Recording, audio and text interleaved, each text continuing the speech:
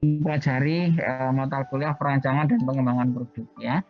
Yang ada di dalam layar Bapak masing-masing ini adalah rancangan pembelajaran yang standar yang kami gunakan di ITS ya.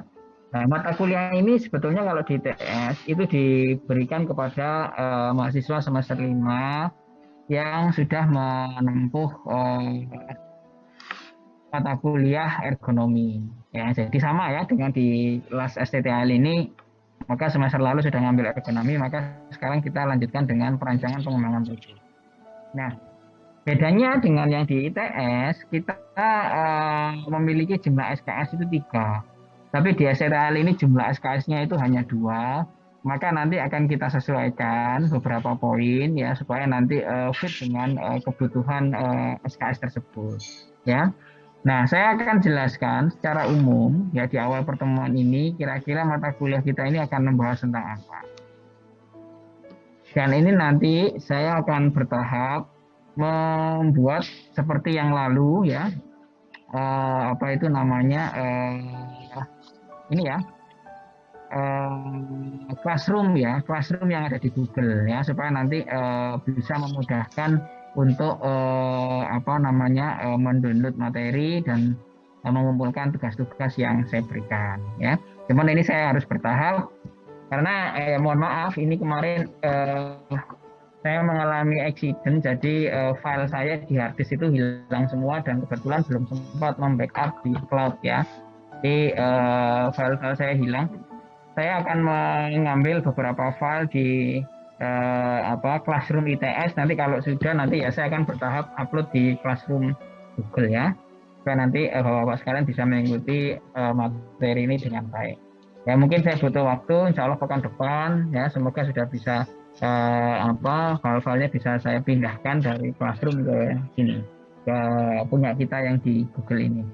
Ya, secara umum mata kuliah kita ini kita akan membahas tentang bagaimana kita mengembangkan ya sebuah produk. Ya, jadi kita akan bicara tentang mendesain produk baru, yang mengupgrade produk-produk lama yang sekiranya masih punya apa namanya fitur-fitur yang perlu ditingkatkan ya, maupun yang betul-betul produk yang inovatif, betul-betul produk yang baru. Nah, itu nanti kita akan pelajari. Nah, secara umum deskripsinya adalah bahwa produk ini merupakan faktor kunci kesuksesan satu perusahaan dan karena itu ya, perlu direncanakan dan dirancang dengan baik.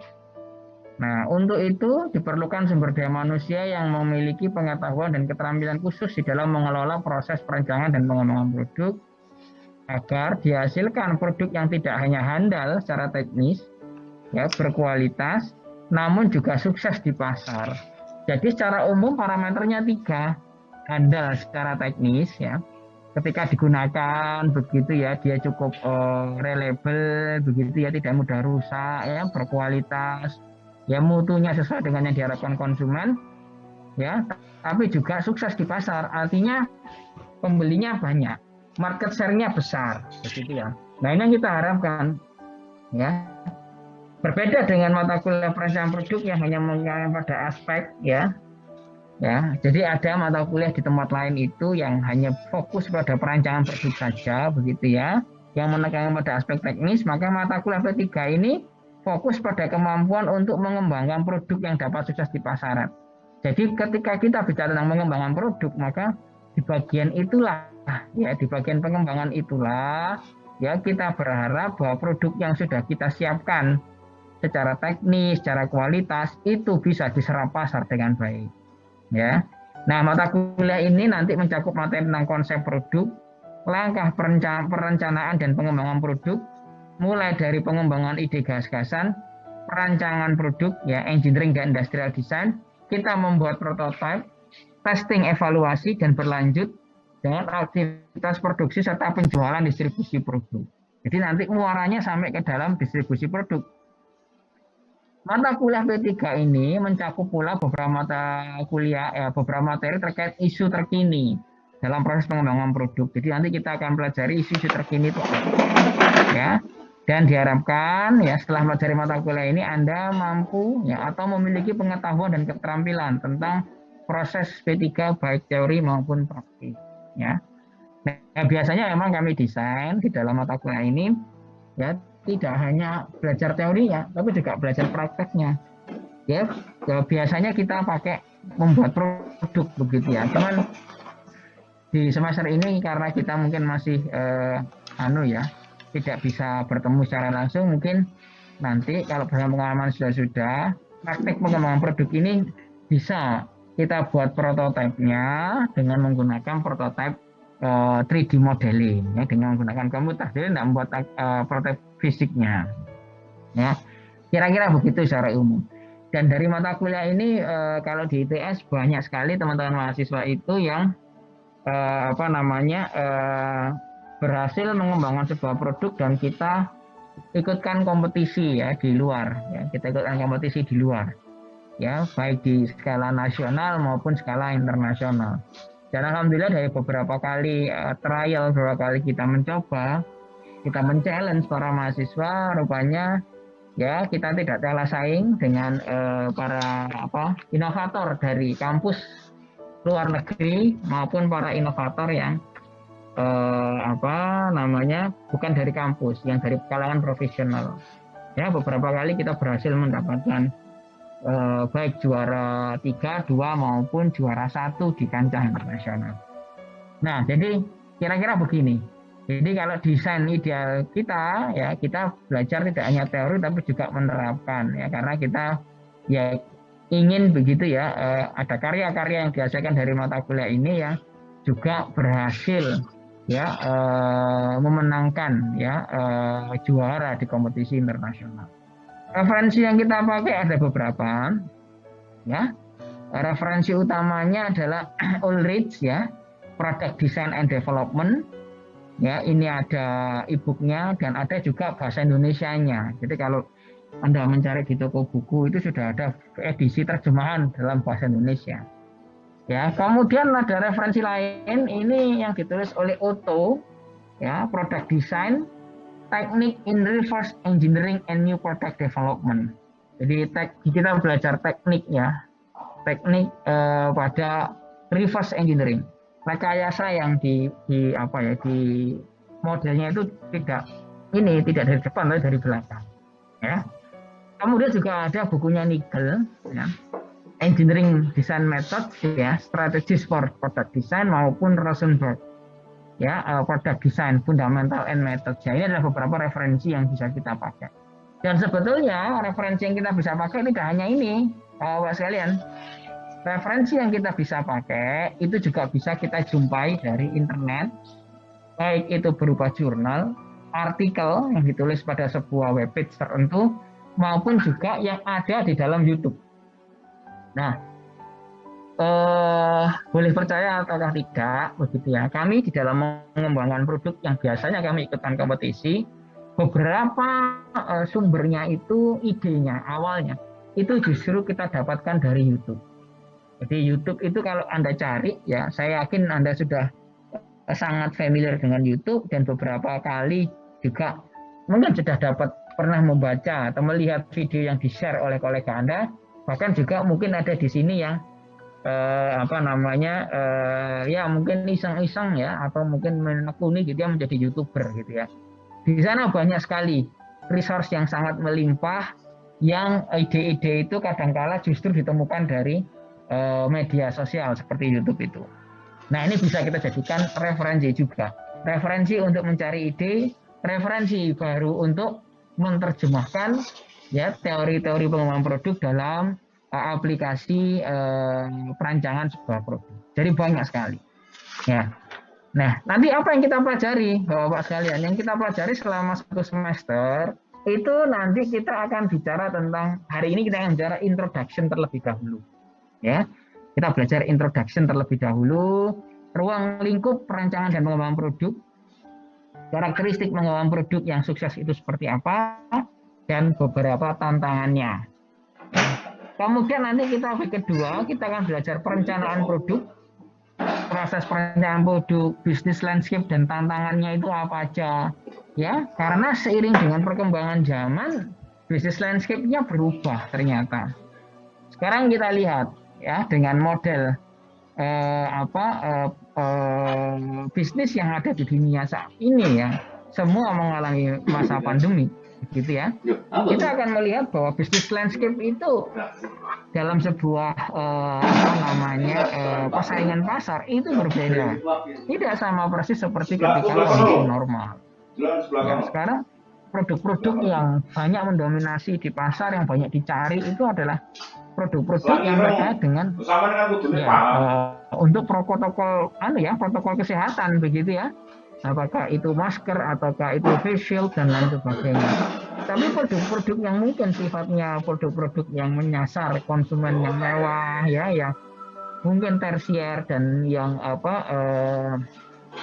yang ini ya, yang tidak terlalu penting itu justru malah nggak banyak ininya perkembangannya. Bahkan pada beberapa penjualan ya itu mereka cenderung turun. Anggaplah contoh lah ya secara alat transportasi. Ya, sekarang kita lihat mobil, sepeda motor itu penjualannya turun sekali. Bahkan kalau dilihat juga sebetulnya ya ada beberapa produk itu yang mungkin sudah saatnya harus regenerasi. Ya kalau mobil atau kendaraan itu kan facelift gitu ya. Tapi itu tidak dilakukan. Kenapa? Karena pasarnya sedang lesu, investasi yang dilakukan itu akan mungkin berdampak kepada kerugian, maka dia orientasinya adalah cenderung memaintain customer yang ada. Inilah bisnis landscape. Inilah sebuah paradigma persaingan pasar yang terjadi saat ini. Ya, nanti kita belajar di kedua. Nanti di ketiga kita belajar tentang pengembangan konsep produk dan memahami keinginan konsumen. Kita akan pelajari tentang voice of customer. Gimana cara mengidentifikasinya? Bagaimana cara menggali kebutuhan konsumen? Apakah nanti kita harus gali dengan menggunakan kuesioner? Apakah bisa dengan menggunakan data analytics? Apakah bisa juga dengan menggunakan teknik yang lebih soft gitu ya, seperti etnografi ya. Kemudian yang week keempat kita akan ada presentasi ya. Biasanya kita ada presentasi, diskusi tugas 1, nanti akan saya berikan challenge gitu ya. Meresum ya dan sebagainya, mengkritisi produk-produk yang ada saat ini. Kemudian yang keempat adalah pengembangan konsep produk ya, lanjutan dari yang sebelumnya di ketiga. Ini lanjutan dari voice of customer. Kita akan belajar tentang bagaimana membuat QFD, quality function deployment. Ya, saya yakin Anda sudah pernah ya mendengar QFD dan bahkan sudah mempelajari QFD di mata kuliah lainnya. Tapi nanti ingin saya sampaikan bahwa QFD dalam pengembangan produk itu ada sisi advance-nya. Ya, ada advance engineering-nya. Ya, nanti kita akan bisa menggunakan itu secara bertingkat. Nanti kita akan coba lihat lah nanti ya pada saat kita membahas ini. Kemudian nanti kita akan belajar tentang inovasi produk. Pengertian inovasi itu apa sih? Nanti ada produk-produk itu yang terus berinovasi dan lain sebagainya. Ya, ada produk-produk yang ternyata setelah diinovasi ya konsumen tidak bisa menyerap produk itu dengan baik, sehingga akhirnya produk itu decline ya, saturated ya, dan tidak ada yang membeli. Kemudian nomor 7 ya, nanti akan ada presentasi ya. Saya berharap nanti bisa ada tugas lagi yang saya presentasikan. Kemudian nanti di ke-8 itu ada UTS ya. Kemudian di ke-9 nanti ada pengembangan konsep produk, khususnya kita mendefinisikan spesifikasi produk. Kita akan belajar tentang bagaimana membuat spesifikasi produk itu kayak apa. Nanti di ke-10 kita akan belajar tentang konsep selection. Bagaimana kita bisa melakukan seleksi terhadap konsep produk yang sudah kita develop sebelumnya. Jadi nanti kita akan punya beberapa konsep produk sebetulnya yang akan kita adu. Mana yang akan terbaik, ya yang jadi terbaik itulah yang akan kita implementasikan dalam dalam prototipe ini. Ya. Kemudian berikutnya ya perancangan tingkatan sistem. Kita akan merancang tingkatan detailnya itu kayak apa. Ya. Nanti kita akan mengenal ada namanya arsitektur produk, ada namanya design for manufacturing, ada nanti namanya design for assembly, design for environment, dan detail ya for yang lain. Sehingga kita sebut sebagai design for X. Ya. Kemudian nanti ada week ke-12 kita belajar tentang prototyping. Prototype itu ada apa aja jenisnya, ya jenisnya, kemudian apa fungsi dari masing-masing jenis prototipe itu, ya, kemudian nanti ada contoh-contoh ya prototipe yang bisa kita lihat. Pada kompetisi-kompetisi internasional, prototipe itu ada yang dibuat dengan berbasis fisik, ada yang dibuat dengan berbasis simulasi software ya, simulasi matematik ya. Ada juga yang dikembangkan dengan model simulasi 3 dimensi. Ya, ada yang 3 dimensi. Jadi membuat gambar, produk animasi 3 dimensi, macam-macam. Ya. Jadi selama saya mengikuti kompetisi, baik sebagai peserta maupun sebagai juri, begitu ya, maka apa namanya banyak sekali tim kompetisi dari berbagai negara itu yang mencoba meyakinkan asesor atau para juri dengan menampilkan prototipenya ketika diuji coba.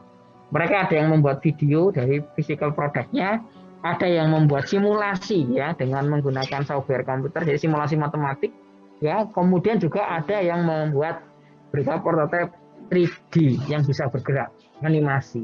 Nah, kemarin ada ada mahasiswa ya CTL yang menghubungi saya.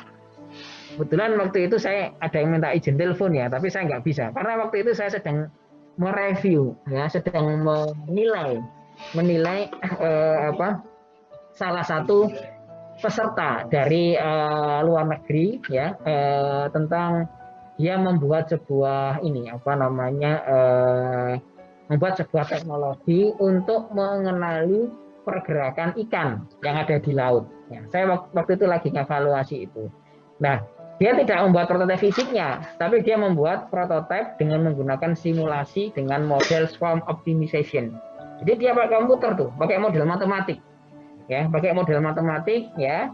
Kemudian disimulasikan ikannya itu nanti kira-kira kalau dikasih treatment begini, kemudian nanti bertambah banyak atau bertambah bagaimana, gitu ya. Nah itu dia simulasikan dengan menggunakan model matematik, kemudian di running begitu ya, di running sehingga nanti ada kelihatan beberapa beberapa indikator-indikatornya, ya. Apakah sesuai dengan yang diharapkan atau enggak. Jadi ini adalah prototyping. Jadi tidak harus prototype itu kita membuat bentuk yang fisik, tidak harus. Boleh juga menggunakan model matematik, boleh juga dengan menggunakan model 3 dimensi berupa gambar, ya, berupa gambar AutoCAD, ya, atau mungkin Autodesk, ya, atau juga boleh dari Fusion dan lain sebagainya. Nah, ini adalah week ke-12. Nanti berikutnya kita akan belajar tentang analisis pasar ya. Pasar itu bergerak dari satu waktu ke waktu yang lain, dan di dalam pasar itu nanti akan ada banyak tools yang bisa kita pakai. Ya, ada banyak sekali teori marketing dengan berbagai macam mazhabnya yang bisa kita ikuti. Ya, ada yang mendefinisikan dengan menggunakan model STP, ya, kayak merek oli ya, segmenting, targeting, positioning. Ada yang menggunakan 9 core value. Ya, nanti sedang core value itu ada positioning, differentiation, branding, ya.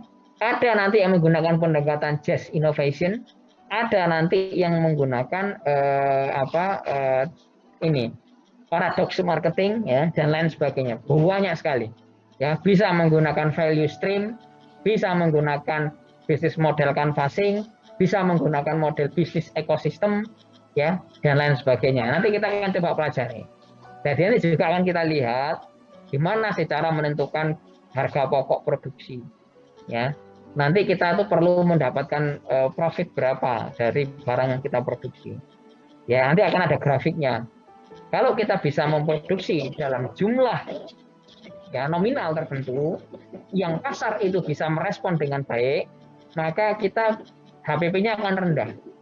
Dan kita bisa mengatur konsumen kira-kira ya dia wajar membeli itu dengan harga berapa. Jadi ada dua sisi, Bapak-Bapak sekalian. Ada sebuah fenomena bahwa perusahaan itu menggunakan model cost reduction, ya, ada yang menggunakan cost reduction seperti di Toyota, maka dia pendekatannya adalah nanya dulu, survei dulu. Dia menggunakan artificial intelligence gitu ya, dengan menggunakan data analitik, dia tahu bahwa pengguna mobil misalnya Avanza, Agya dan lain sebagainya itu mampu membeli dengan harga berapa. Baru kemudian diturunkan.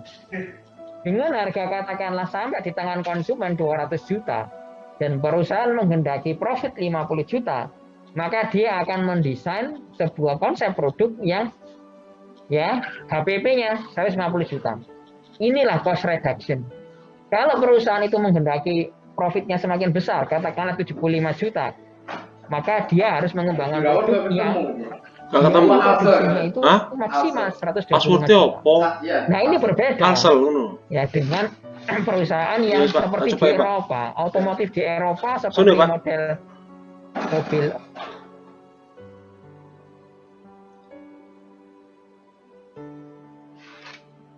harga 600 juta dan nyatanya konsumen mau membeli itu.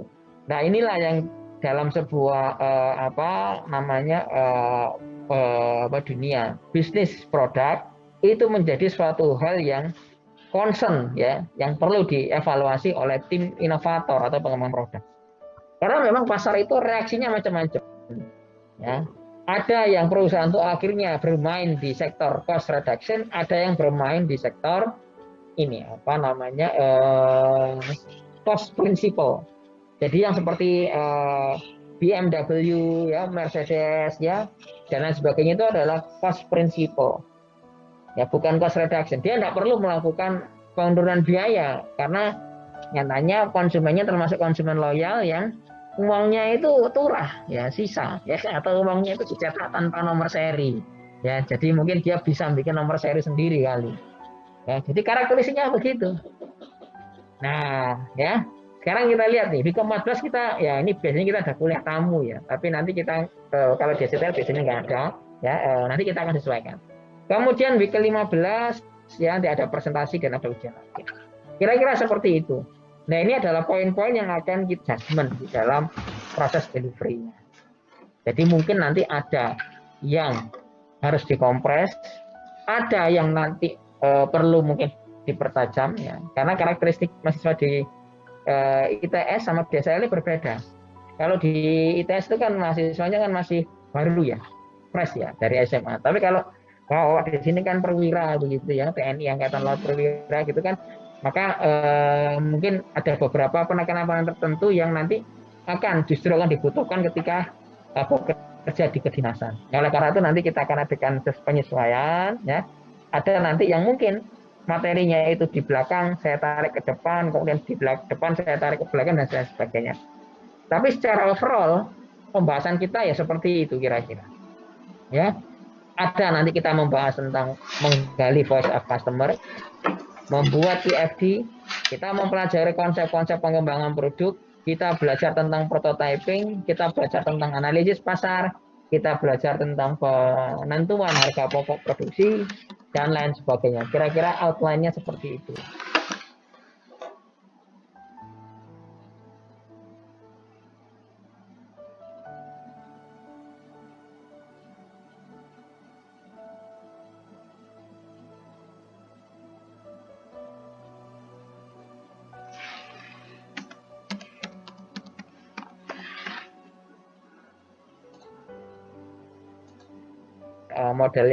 Model yang lama, dan kita evaluasi pencapaian pembelajaran mata kuliah, bukan dievaluasi saya mengatakan apa itu enggak, tapi dievaluasinya percapaian mata kuliah.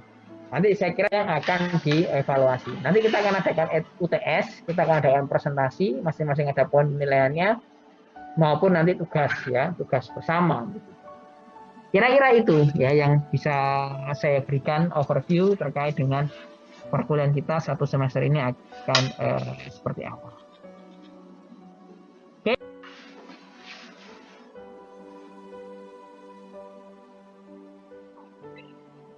Belum Jin, Bapak.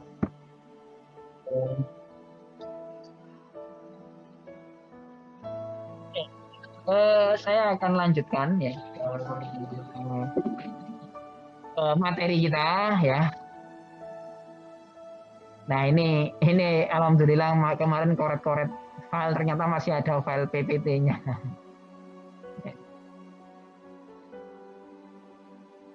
Nanti saya nggak tahu nanti materi-materi berikutnya masih ada PPT-nya atau enggak, karena hard disk saya yang kemarin yang rusak itu. Nanti kalaupun nggak ada, nanti kita bisa pakai file yang PDF yang di classroom-nya ITS ya. Oke, kita akan pelajari yang terkait dengan konsep dasar lah dari pengembangan produk itu apa aja. Nah, pertanyaan dasar sederhana adalah saya ingin bertanya ya kepada Anda semua. Kira-kira produk itu apa sih sebetulnya? Apa produk itu?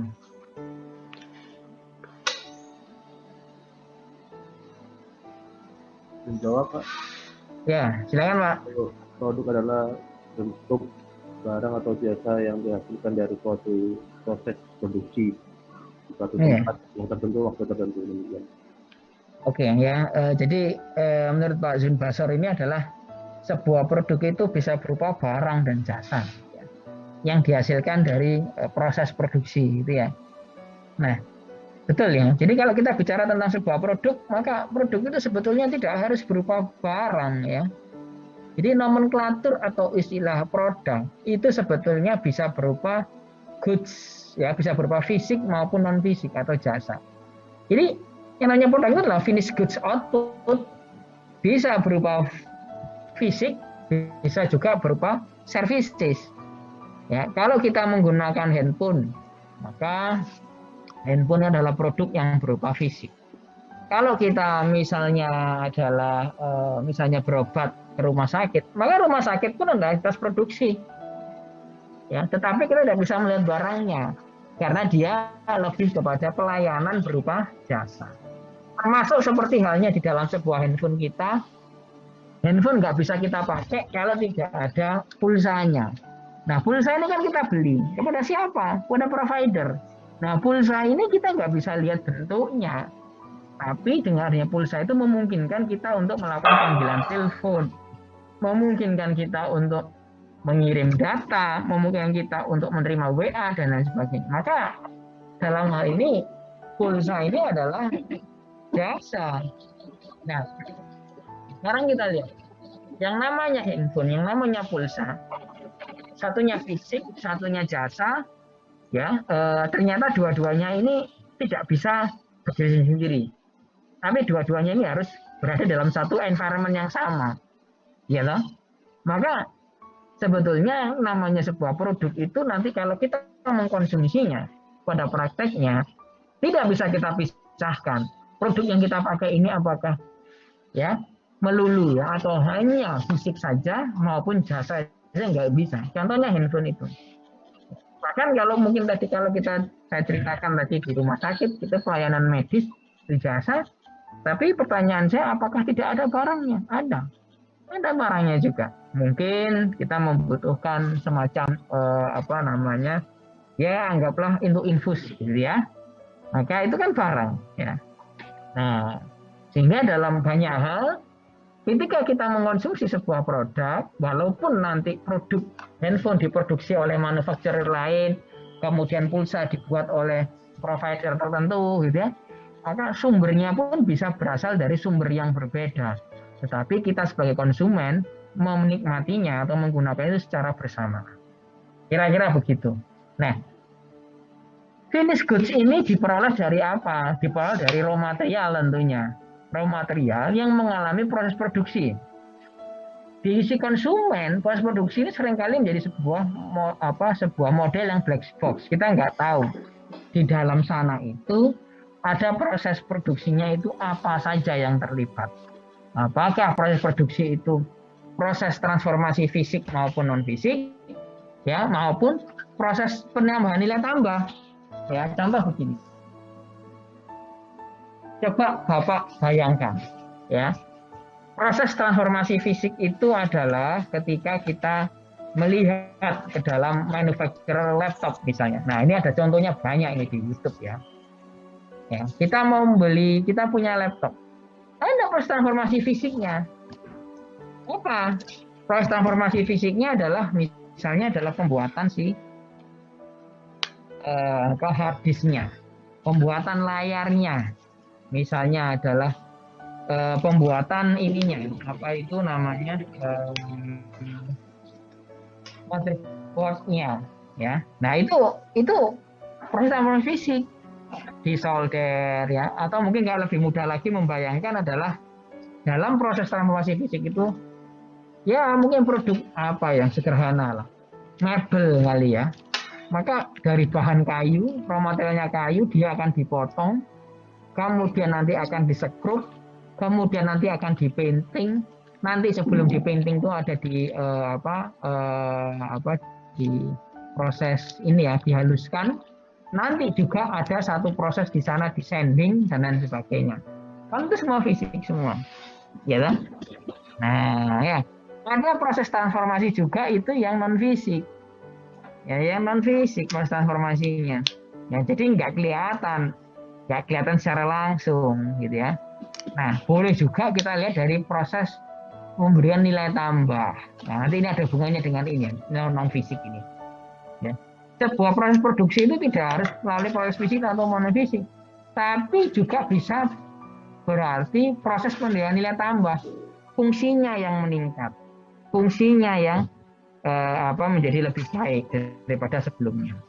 Contoh misalnya kayu, kalau kita beli kayu model gelondongan, biasanya kan dijual dengan, mungkin kalau jumlahnya banyak ya kita belinya itu main volume kan gitu ya.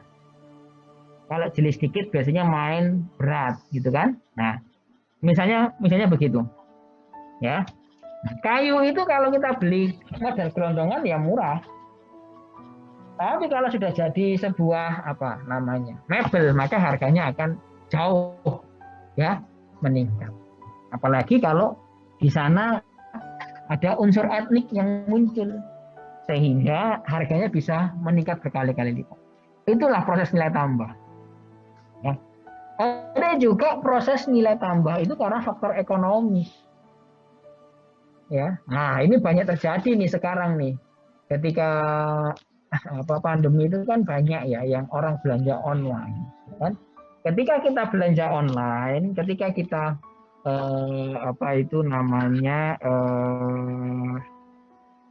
ini ya membeli kebutuhan begitu ya secara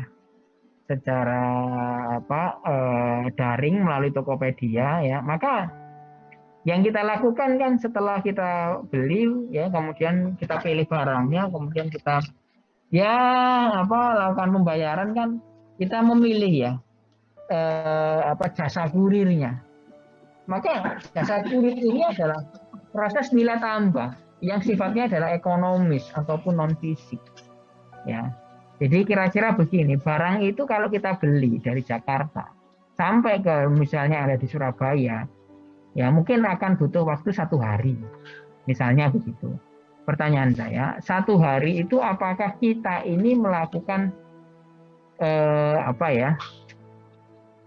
hari ini apakah kita menerima barang yang lebih bagus daripada yang di Jakarta? Kan tidak. Fiturnya tetap sama. Barang itu yang di Jakarta sama Surabaya ini kemampuannya ya sama. Karakteristiknya sama, spesifikasinya nggak berubah. Tapi kenapa barang itu bisa sampai di Surabaya? Itu terjadi karena proses transformasi secara non fisik atau proses nilai tambah secara ekonomi. Sampailah barang di Surabaya. Ya, sehingga bisa kita gunakan dan lain sebagainya. Bisa kita pahami ya. Jadi seperti layanan Gojek, GoSend, JNE ya, si cepat dan lain sebagainya, maka itu adalah part of proses transformasi yang secara non fisik atau secara ekonomis. Ya. Nah, sekarang kita lihat dalam sebuah produk, tadi Pak Zin Basar bilang ya melalui proses produksi ada ya berupa barang atau jasa begitu ya. Tapi ada yang kurang tadi yang disebutkan, yaitu bahwa dalam proses kita menghasilkan finished goods ya, selalu we always find a waste ya. Selalu kita menemukan yang namanya waste. Waste ini disebut sebagai limbah. Baik waste itu berupa defect, scrap, ya, residu, ya, dan lain sebagainya, itu adalah waste. Nah, satu hal yang menarik di sini adalah waste pada satu industri tertentu itu justru menjadi input bagi industri yang lain. Ini Pak, jadi input. Contoh gini, produk defect itu kan produk cacat. Kalau produk itu cacat, maka perusahaan ini kan nggak mau jual nih, ya, karena kalau itu dijual kan akan menurunkan menurunkan image perusahaan. Maka mungkin dia akan menjual kepada perusahaan-perusahaan lain yang mungkin nggak terlalu mempermasalahkan kualitas, jadi dipakai oleh perusahaan lain menjadi di remake dan lain sebagainya menjadi produk yang lain lagi.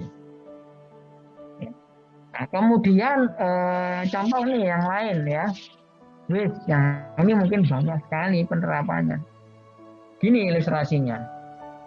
Jadi pada industri seperti pembangkit listrik ya maupun industri lain yang memiliki boiler ya, industri listrik, power plant, petrokimia ya dan lain sebagainya itu biasanya punya boiler, punya bejana tekan.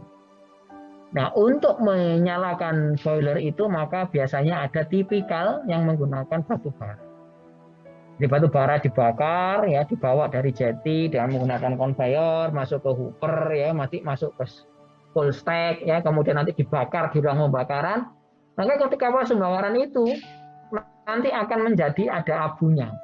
Ya, bayangkan aja kalau Anda bakar sate itu kan mesti ada abunya ya. Nah, maka abu itu kita sebut kalau di industri itu ya fly ash. Ya, nanti di beberapa industri itu dia akan punya dua jenis, fly ash dan bottom ash. Ya, FABA nyebutnya. Ya, fly ash itu adalah debu-debu bekas pembakaran batu bara yang berterbangan.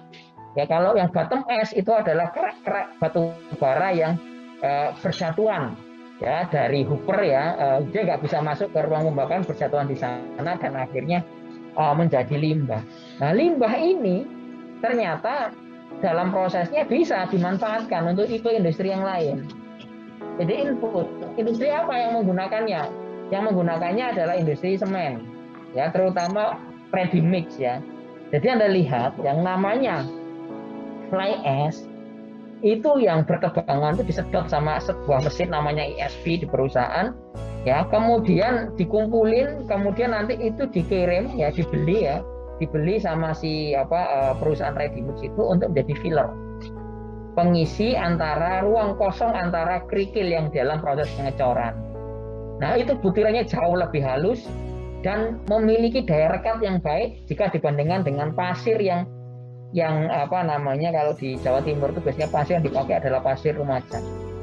Jadi dia memiliki ukuran partikel yang sangat kecil sehingga memungkinkan untuk masuk ke sela-sela kerikil yang bentuknya nggak beraturan, dan juga dia memiliki nilai yang memiliki daya rekat yang cukup baik. Ya, sehingga hasil coran yang menggunakan itu ya, biasanya pakai itu kalau di sini yang saya tahu itu adalah Varia Usaha Beton dan Merak ya, itu menggunakan filler itu, sehingga hasilnya kalau nanti diselam tes ya, diuji impact itu biasanya itu jauh lebih baik kualitas.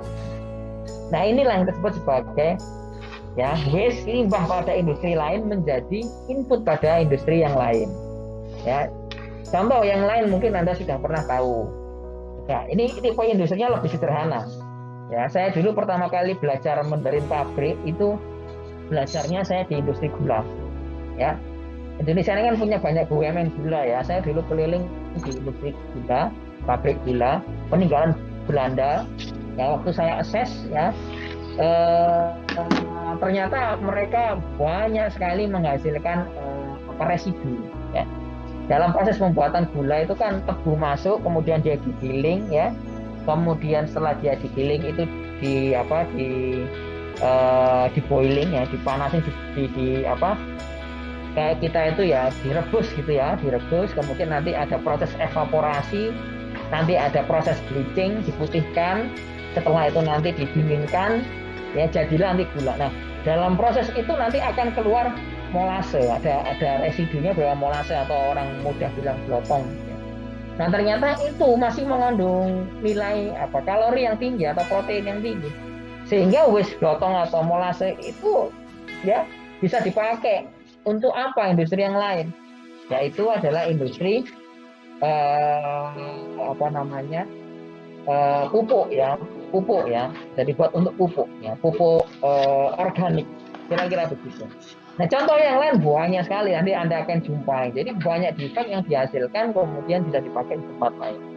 Nah, inilah ya. Jadi dalam menghasilkan sebuah produk ternyata ada waste ya, selain produk finish good, yang mana waste itu bisa juga menjadi input ya, lari ke sini untuk industri yang lain.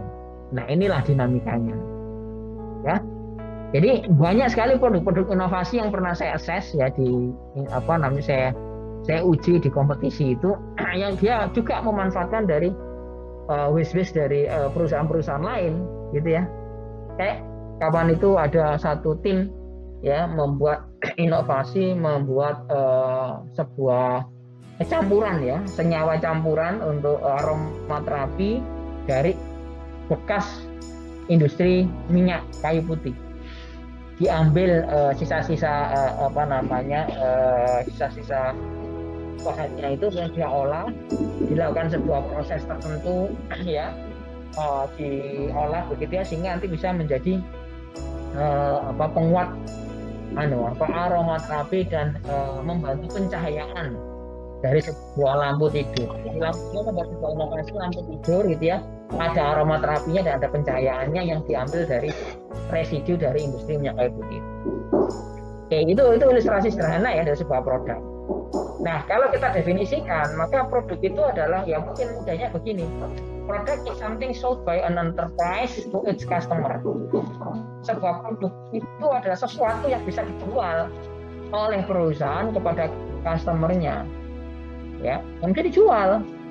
Ya, mungkin kita juga bisa menghasilkan sebuah produk, tapi produk itu misalnya kita hobi ngoprek bahan ya di rumah, misalnya buat untuk menghias rumah dan sebagainya, berupa produk ya, berupa ada barangnya, bikin vas, bikin kursi dari bahan sisa, itu juga sebuah produk.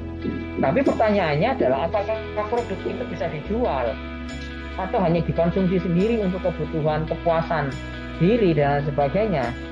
Maka kalau ini nggak bisa dijual ya, hanya untuk kepuasan diri kita, maka tidak bisa disebut sebagai sebuah produk.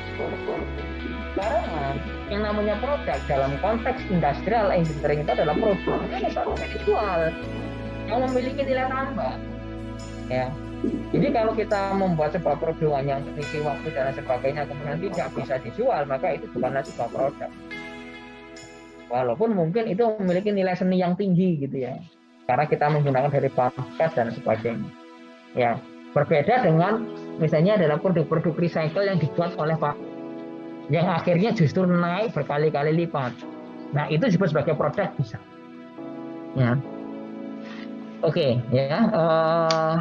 Dari sudah ya, produk itu bisa dibawa datang versi fisik ya, nilai tambah sudah ya, dan lain sebagainya. Nah, sekarang kita lihat konsep produk ya, secara sederhana itu ada 3 yang perlu kita paham. Ya, kita di pertama ini perlu belajar tentang konsep produk. Nah, konsep produk itu ada 3 kita. Yang pertama adalah sebuah produk itu wajib memiliki namanya core komponen inti. Ya, core of the core ya. Pandel itu ya, ahlinya ahli. Core of the core itu wajib dimiliki oleh sebuah produk. Core komponen. Kalau sebuah produk itu tidak ada core komponennya, maka ya ini tidak bisa disebut sebagai sebuah produk. Ya, jadi wajib produk itu memiliki core komponen. Lalu pertanyaannya apa sih core komponen? Core komponen itu adalah komponen inti dari maaf ya.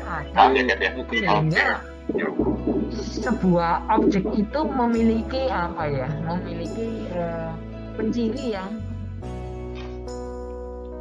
punya, apakah dia itu punya bentuk fisik ya, apakah itu nanti bisa kita deskripsikan menjadi sebuah fitur, dimensinya berapa, ukurannya berapa, itu adalah core komponen. Handphone misalnya, iPhone ya, fisiknya gimana? Oh, dari bahan logam, dimensinya sekian puluh kali sekian puluh ya, tebalnya hanya sekian mili ya, maka itu adalah core komponen spesifikasinya ya. Dalam core komponen juga ada function. Fungsinya apa headphone itu? oh handphonenya si iPhone itu tidak hanya bisa digunakan untuk telepon, tapi bisa dibuat untuk foto, bisa dibuat juga untuk misalnya adalah bermedsos dan lain sebagainya. Maka itu adalah core komponen.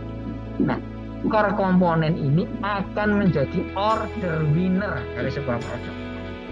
Ia bisa dijual kalau core komponennya jelas, bentuk fisiknya, fiturnya, dimensinya, fungsinya apa jelas, bisa dijual. Maka disebut sebagai order winner. Ya, sebuah parameter wajib dasar atau basic yang harus ada. Nanti lebih tinggi lagi, maka kita punya packaging komponen, Bapak sekalian. Ya, packaging komponen.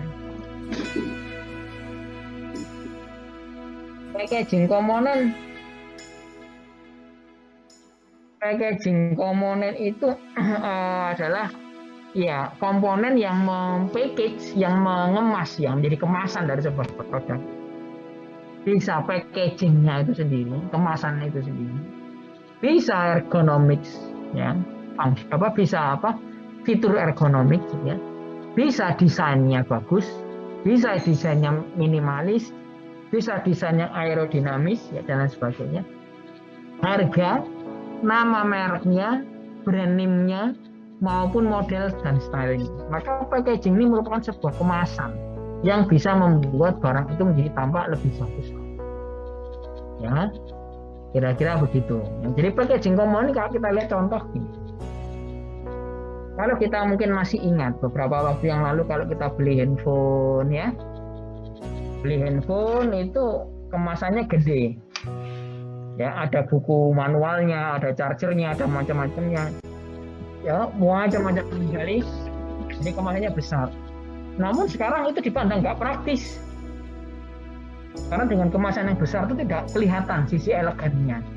Maka seperti iPhone dan lain sebagainya itu ya memodifikasi packagingnya jadi lebih tipis, lebih ramping, ya, lebih elegan, ya, dengan gambar tertentu, ya, dengan tampilan tertentu sehingga menjadi lebih enak dilihat. Bahkan itu hanya sebatas packagingnya aja. Tidak luput dari perancangan si pengembang produk. Ya, contoh yang lain, kalau Bapak hobi ngopi, ya, hobi ngopi, kopi yang ada logonya Starbucks, Excelsior, boleh jadi kopi yang sama yang kita nikmati di warung kopi biasa yang harganya mungkin hanya 5.000. Tapi kenapa itu ketika menjadi di Starbucks Excelsior dengan model logo yang gambar warna hijau itu jadi lebih mahal? Karena memang di sana ada satu seni, satu keindahan di sana yang coba dijual oleh si kopi itu tadi. Ya, dan kalau Anda lihat banyak sekarang ya kopi yang kafe-kafe yang kelas untuk ya mungkin kelas menengah begitu ya, untuk kalangan mahasiswa, ya, dan sebagainya yang di Surabaya maupun kota-kota besar lainnya itu kan ada tuh kopi kayak di sini tuh ada Janji Jiwa, kopi kenangan, ya, kopi apa ya, itu macam-macam. Itu semua desainnya bagus-bagus. Nggak ada yang membuat dengan model gambar yang sembarangan, hampir nggak ada, ya. Termasuk nama, termasuk logo. Kenapa Apple produk teknologi itu dibuat dengan gambar Apple, dikasih nama brand Apple, walaupun Apple itu adalah makanan? Maka sebetulnya ada filosofinya. Karena ternyata nama, logo itu menjadi sebuah packaging komponen yang justru membuat orang itu penasaran untuk membeli, ya, dan lain sebagainya. Faktor kenyamanan manusia juga, kursi ergonomic chair, meja ergonomic table, ya, dan sebagainya itu menjadi packaging komponen yang bisa diunggulkan. Ya, nah ketika kita bicara tentang packaging komponen, maka kita akan bicara tidak lagi order winner, ya, tidak lagi menjadi order qualifier, tapi menjadi order winner, ya. Mohon maaf tadi kayaknya saya salah nyebut, ya. Yang core komponen ini adalah order qualifier, ya. Jadi yang ini, ya, pentingnya saya salah nyebut, ya. Ini namanya order qualifier.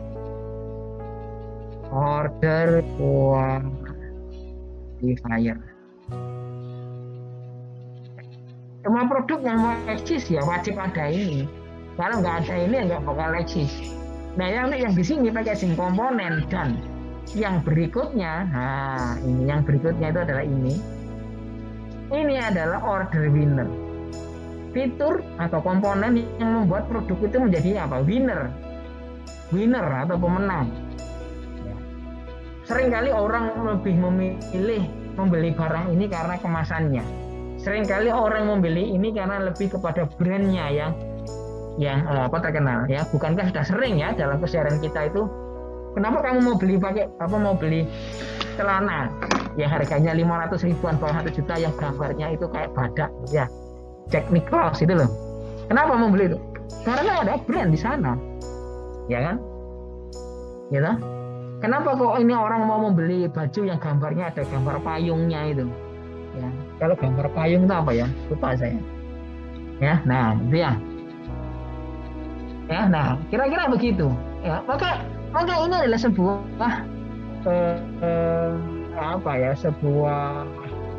sebuah fitur, sebuah entitas dari produk itu yang membuat orang mau beli itu karena mereknya. Ya, mereknya.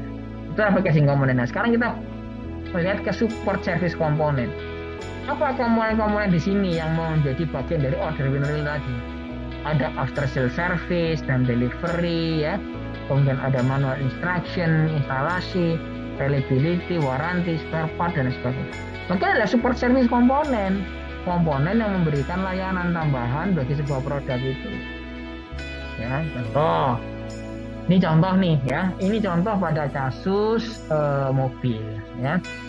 Kita tahu bahwa beberapa waktu yang lalu ketika ekonomi masih baik, banyak mobil-mobil dari Korea itu masuk ke Indonesia, penjualan tinggi seperti model Hyundai dan lain sebagainya. Ya, kita lihat aja Hyundai masuk ke Indonesia, seri AVK itu masuk kepada pasar yang satu level dengan pasar Jazz ya, kemudian mobil Yaris ya, kemudian Swift dan lain sebagainya. Apa yang dia lakukan supaya pembeli itu mau membeli? Dia memberikan garansi after sale service. Jadi kalau kita itu beli ya, kemudian nanti kita bosan dengan mobil AVK itu, maka dealer mau membeli dengan harga lebih tinggi daripada penawaran di luar. Dan pada saat yang sama, ketika Anda mau membeli lagi mobil yang seri yang terbaru Hyundai, maka akan mendapatkan diskon lebih besar lagi daripada pembeli yang baru pertama kali membeli mobil tersebut. Nah, inilah yang disebut sebagai after sale service. Ketika barang kita rusak, itu ada layanannya, warranty, garansi, maka konsumen akan lebih tenang. Maka ini adalah support service komponen. Manual instruction, kalau dulu modelnya dibuat buku, maka sekarang modelnya itu dibuat kita tinggal memindai sebuah barcode ya atau QR code tertentu, maka kita bisa melihat manual instruction-nya. Tidak hanya berupa tulisan, tapi juga ada berupa video tutorialnya. Inilah support service komponen. Ya, jaminan tepat waktu juga merupakan support service komponen dan lain sebagainya. Maka ini adalah konsep produk yang wajib kita ketahui. Dan dua yang ada di luar sini, ini menjadi faktor penentu keberhasilan sebuah produk itu dalam menguasai pangsa pasar yang ada. Ya, oke, saya lanjutkan. Nah, ini contohnya Excelso ini. Ya, Anda kalau lihat Excelso ini, kira-kira core komponennya apa? Apa support komponennya? Packagingnya apa?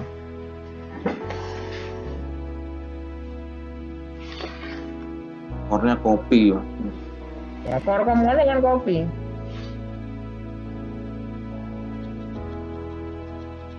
Kopi. Packaging komponennya apa? Brand Excelso itu.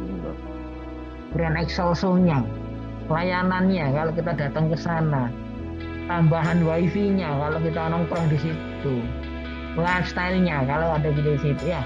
Kalau support-nya apa? Support service komponennya. Apa kira-kira support service komponennya? Iklannya Kan delivery pelayanannya kan bagus ya.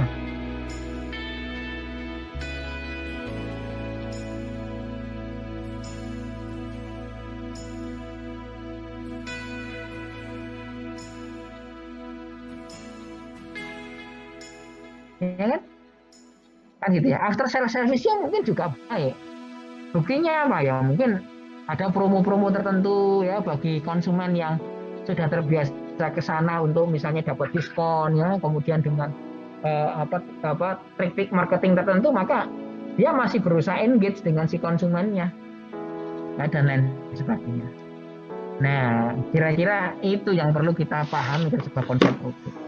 Nanti pada kasus yang lain nanti kita bisa lihat juga apa core komponennya, apa packaging komponennya, apa support service komponennya.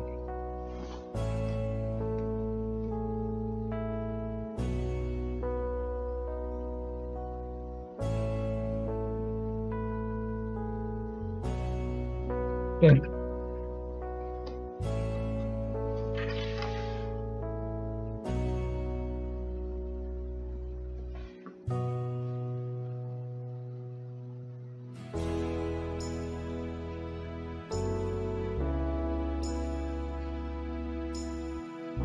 Oke, ya saya lanjutkan ya. Berikutnya adalah dalam kita melakukan pengembangan produk itu ada beberapa fase yang perlu kita pahami. Fase ini ada di bukunya Ulrich ya, buku pegangan utama kita. Bahwa sebetulnya dalam pengembangan produk itu ada beberapa fase, mulai dari fase 0 sampai fase kelima. Fase perencanaan, fase pengembangan konsep, fase perancangan tingkatan sistem, fase perancangan detail, pengujian dan peluncuran produk. Nah, kita lihat satu persatu. Fase ke-0 disebut fase zero phase, itu adalah fase penentuan peluang pengembangan produk yang akan dilakukan. Jadi kita masih meraba-raba nih di sini nih ceritanya nih. Ya, kira-kira produk yang akan kita kembangkan ini apa sih? Kita identifikasi peluang. Oh, dalam sebuah pengamatan kita, misalnya produk yang mau kita buat, misalnya kopi untuk pengunjung menengah ke bawah, kalangan anak-anak mahasiswa yang mungkin uang sakunya masih disokong sama orang tua, itu kalau mau ke Excelso nggak bisa karena uang jajannya nggak banyak. Nah, dia ngevaluasi nih, oh saya mau bikin model seperti Excelso tapi yang lebih murah, yang juga profit begitu ya, maka dia mengidentifikasi kira-kira kopinya harus kayak apa, kira-kira layanannya harus kayak apa, apakah hanya kopi saja atau ada makanan beratnya atau makanan ringan. Nah, ini dia mengidentifikasi peluang-peluang, pelajari bisnis landscape-nya ya, kira-kira begitu. Itu fase ke-6. Fase ke-1 adalah fase pengembangan konsep ya. Fase ini adalah kita membuat konsep yang merupakan uraian dari bentuk, fungsi, dan tampilan suatu produk yang biasanya disertai dengan kumpulan spesifikasi, analisis produk, serta pertimbangan ekonomi sebuah proyek. Fase di mana tim pengembang mengidentifikasi kebutuhan pasar, kemudian menghasilkan alternatif konsep dan memilih satu atau dua konsep untuk dikembangkan lebih jauh. Ya. Jadi ini kita akan mengidentifikasi kebutuhan pasar. Konsumen maunya kayak apa nih? Toyota konsumennya sensitif terhadap harga, maka dia mengidentifikasi kebutuhan pasar. Dia mampu beli harga berapa sih untuk mobil Avanza, untuk mobil Innova? Dia tanya, fiturnya mau kayak apa sih? Kenapa di Avanza nggak ada seri diesel? Kenapa di Innova justru ada seri diesel?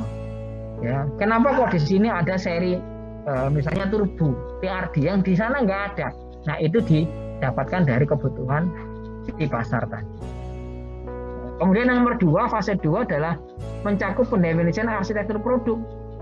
Kita bikin komponen subsistemnya ya, komponen sebuah produk, kita buat arsitektur produknya itu di fase 2. Sebuah mobil ya, di mana kita akan letakkan mesinnya, apakah dia itu penggerak mobil, penggerak roda depan, roda belakang, 4WD dan seterusnya. Ya, di mana kita akan meletakkan misalnya adalah mudahnya gini, speedometernya di depan pengemudi atau di tengah ya, seperti Yaris ya. Yaris seri yang lama itu ya, milik saya dulu itu di tengah itu speedometernya, tapi yang sekarang di depan. Nah, maka ini adalah arsitektur produk sebetulnya yang akan merancang ya. Kemudian fase ketiga mencakup spesifikasi lengkap dari bentuk, material, dan toleransi. Materialnya apa aja yang dipakai, toleransinya gimana, rencana proses pabrikasinya, perakitannya gimana, adakah komponen yang harus dibuat oleh pabrikan lain atau harus kita buat semua sendiri ya, kita sama si fase 3. Kemudian fase keempat adalah pengujian dan perbaikan. kita bikin prototipe di sini. Ya, kita uji prototipe itu. Nanti ada prototipe alpha, prototipe beta gitu ya. Ya, dan seterusnya itu diuji di sini nih. Nanti ada prototipe alpha yang digunakan untuk mengetahui apakah produk sudah punya fungsi sesuai dengan diharapkan.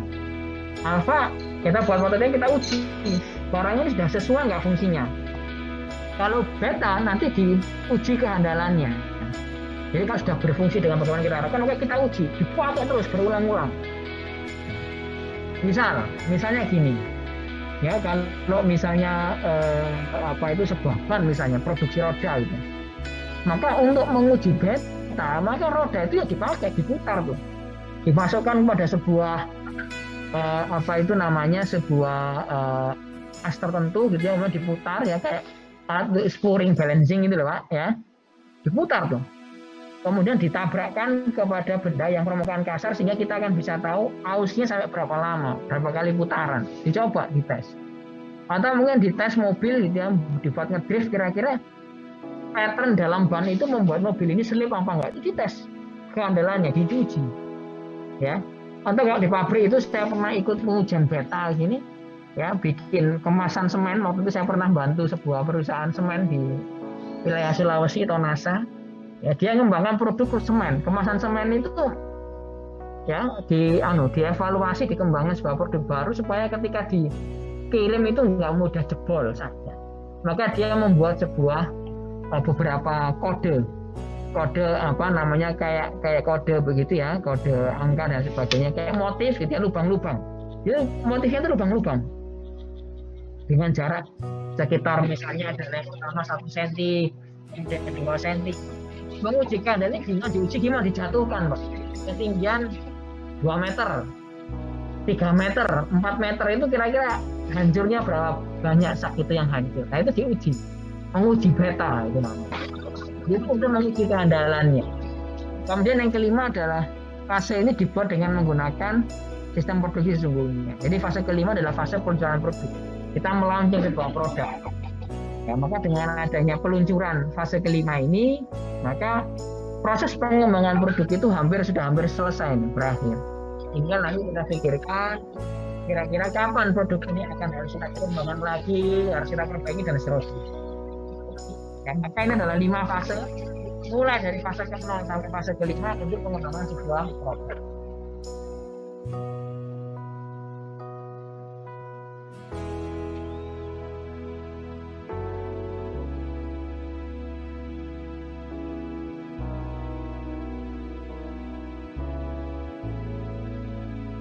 Ya kira-kira gitu.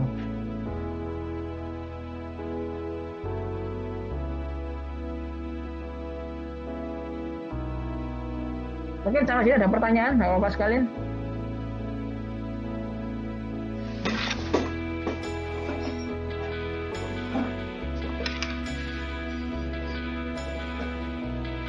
Sementara belum izin Bapak. Ya.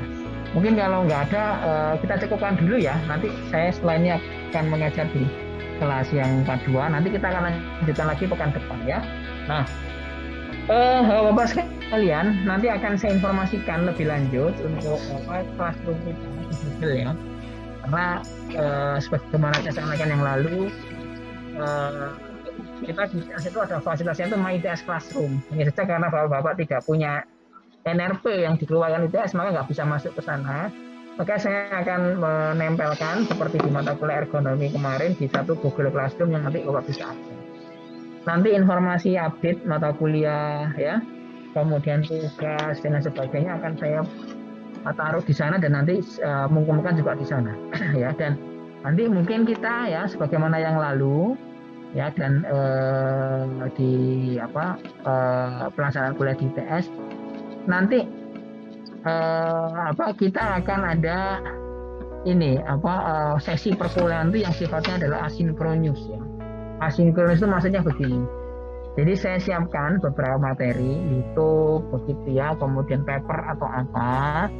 Nanti di dalam proses perkuliahan asinkronus itu misalnya hari Jumat week tertentu, maka Bapak nanti mempelajari dari YouTube yang saya kirim maupun paper kemudian nanti diupload resumenya dan itu nanti ekivalen dengan satu pertemuan. Ya. Jadi itu adalah mata kuliah asinkronus. Ya. Di ITS kita kalau di My Classroom itu sudah ada fasilitasnya asinkronus dengan mudah. Ya, jadi saya biasanya mengupload, kemudian nanti di uploadan itu saya setting gitu ya, mahasiswa harus melihat, mempelajari dari jam sekian sampai jam sekian sudah bisa. Nanti kalau yang di sini karena Google Classroom ini nanti modelnya nggak bisa memfasilitasi yang sebagus yang di My Classroom, maka nanti akan saya informasikan lebih lanjut kapan asinkronus itu akan dilakukan, dan setelah selesai nanti Bapak perlu mengumpulkan apa, nah, resumenya kah atau mungkin pertanyaan soal studi kasus dan lain sebagainya. Ya, nah, nanti semua tolong dipantau di Google Classroom. Ya, kira-kira begitu, dan nanti itu ekivalen dengan satu pertemuan. Di ITS sendiri asinkronus itu boleh ya maksimal 40%.